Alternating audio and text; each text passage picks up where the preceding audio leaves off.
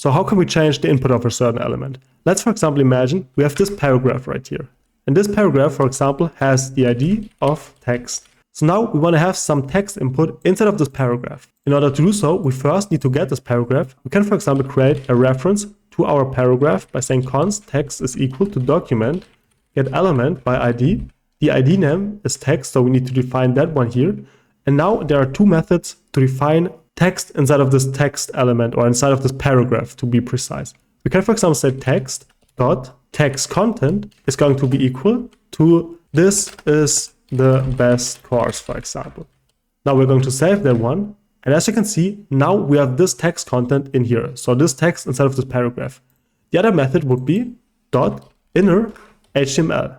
And as you can see, we get the same result. And if I'm going to change that text right here by adding at DSDSA or whatever, we're also getting this effect. So you can see this works as well. So what is the difference between text content and inner HTML? If we're going to use inner HTML, we could also use italic, for example, or other HTML tags right here, and they will be interpreted. So I'm going to show you by using italic right here. And as you can see, now this text right here is italic. So this HTML text will be interpreted. If we're going to use text content though, I'll show you the difference.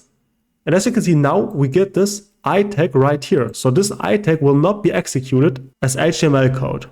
And what is the difference? Text content is a little bit safer and it prevents cross-site scripting, whereas inner HTML obviously allows you to write HTML code inside of your text. But usually I definitely recommend you to use text content. As I already said, this is a lot safer.